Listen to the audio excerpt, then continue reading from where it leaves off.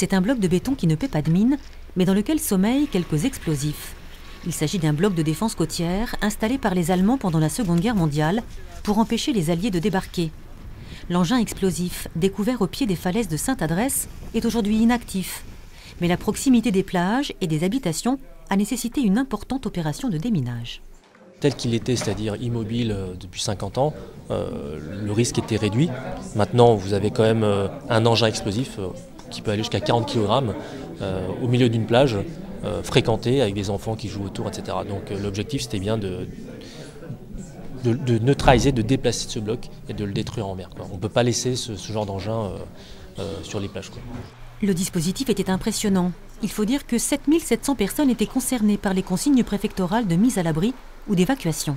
Ce matin, on avait à la fois une partie de périmètre en évacuation, une partie en confinement, c'est-à-dire en mise à l'abri, mais en tout état de cause, on doit tenir absolument tous les accès au site. Quand je dis tenir, ça veut dire qu'on doit empêcher les gens de se déplacer dans les périmètres de sécurité. La préfecture maritime avait également établi un périmètre de sécurité de 1500 mètres autour de la zone.